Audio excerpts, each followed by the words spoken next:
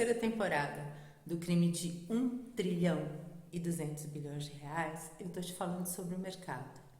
A relação do vergonhoso programa de governo RenovaBio, que você já sabe, é crime de reserva de mercado, é crime de falsidade ideológica e é estelionato, simples e puramente estelionato. Porque o projeto gera falsos créditos de carbono e gera a partir do nada. Então, o que nós estamos fazendo aqui? Por que eu estou fazendo esse videocast? Porque você sabe que eu estou sendo processada pelo procurador mentiroso do Ministério Público Federal, Marcos Marcelos Gonzaga Goulart, que numa ação de calúnia que ele está movendo contra mim, ele mente. Ele diz que o relatório da delegada de Polícia Federal, com quem eu falei informalmente, relata provas do meu crime, quando na verdade a delegada diz que não há provas de crime.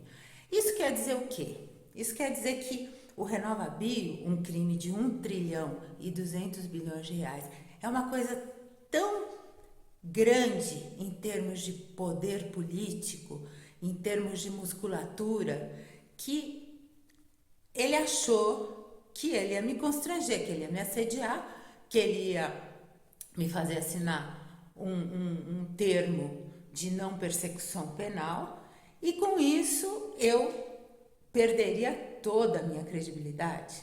Porque se eu minto numa questão relacionada a gás, se eu calunio alguém numa questão relacionada a gás, por que eu não estaria fazendo o mesmo agora, né? E você sabe que eu não assinei, e eu não vou assinar. E agora que o processo está sumido, continua sumido esse processo, mas ele tem que aparecer. Em algum momento ele tem que aparecer, e eu já comecei a juntar provas de que eu estou o tempo todo pedindo à 15ª Vara Criminal em Brasília que me permita o acesso ao processo. Porque como o processo tem segredo de justiça, eu não tenho acesso a um processo onde eu sou ré. E o processo está sumido. É uma situação surreal, mas a hora que eu tiver essa situação resolvida, eu vou sim buscar a exoneração do procurador mentiroso Marcos Marcelos Gonzaga Goulart. Eu vou sim. Por quê? Ele não apenas recusou-se a investigar esse crime de 1,2 trilhão de reais, como de alguma forma ele está ligado a isso. Ele está acobertando essa situação que você sabe que envolve um monte de poderosas.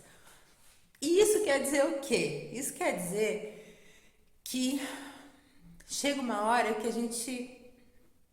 gente perde a esperança. Que a gente chega naquele mesmo momento do Rui Barbosa, quando ele disse que de tanto ver triunfar as nulidades, dá vergonha ser honesto, né? Mas eu acredito, quando eu comecei a fazer esse videocast, muitas pessoas tentaram me dissuadir. Muita gente falou, não, que é perigoso, não, que você não vai conseguir nada, não, que as coisas são assim mesmo. As coisas não são assim mesmo. Elas não têm que ser assim mesmo. Se nós nos unirmos, a força que o povo tem é muito maior do que essas safadezas, do que essas falcatruas, do que essas sujeiras que conspurcam o nosso país, que conspurcam a nossa vida. Aí, o que eu resolvi fazer? Durante essa semana, eu vou te falar sobre pessoas cujas ações, cujas atitudes mudaram o mundo. E isso de pessoas como nós, como você, como eu. Você não precisa ser um superstar para mudar as coisas. Você precisa saber o que você fala, evidentemente. Isso é muito importante. Que você tenha conhecimento sobre o assunto e que você faça com que o que é certo prevaleça.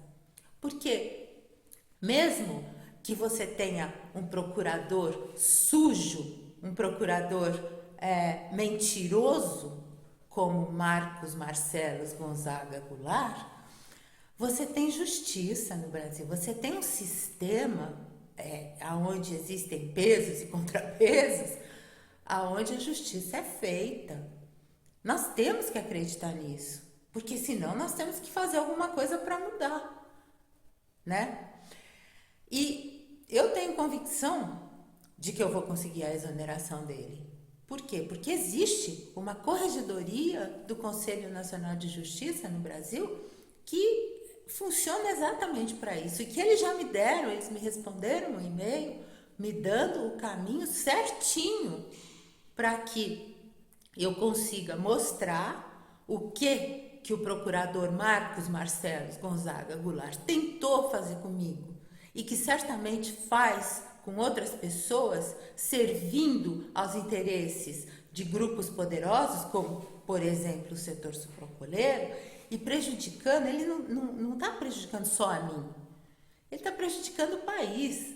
Nós estamos falando de um crime de 1 trilhão e 200 bilhões de reais. Não é não é troco, né? Não é um crimezinho, não é roubar galinha. Além disso, esse crime envolve trabalho escravo, envolve poluição, envolve tudo o que tem de mais nefasto na nossa sociedade, além da corrupção em si, né? E isso, lógico, chega um momento que você fala, meu Deus, vou jogar toalha, não aguento mais.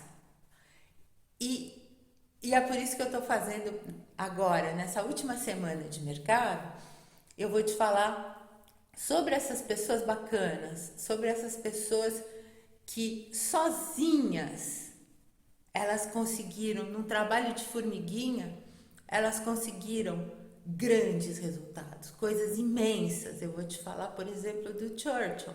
O Churchill, ele ganhou a guerra, a Segunda Guerra Mundial, quem ganhou foi o Churchill. E eu vou te falar sobre ele durante essa semana. Mas hoje, vou começar te falando sobre a Erin Brockovich. Eu não sei se você assistiu ao filme com a Julia Roberts. Se você não assistiu, assista, porque é muito bacana.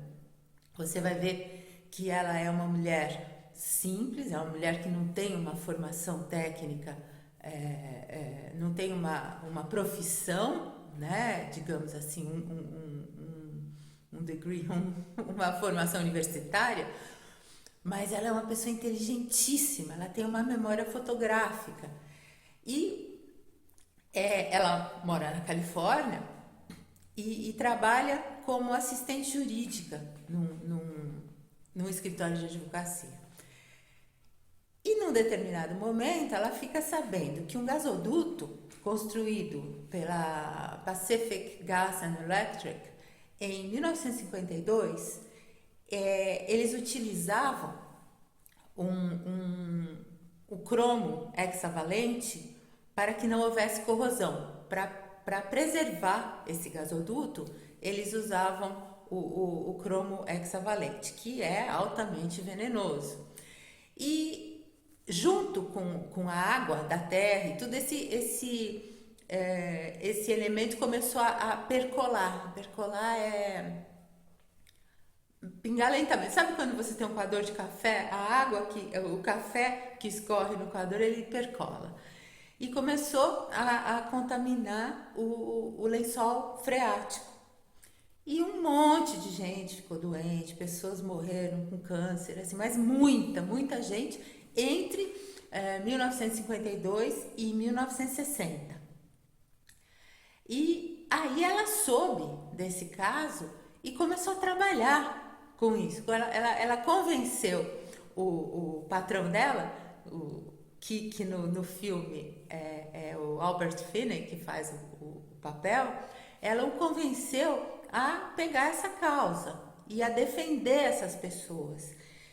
E você pode imaginar um escritóriozinho pequeno de advocacia, essa mulher sem formação técnica, e ela começou a juntar provas, e mais provas, e mais provas. Bom, no final, o que que aconteceu? Em 1996, a PCE teve que pagar para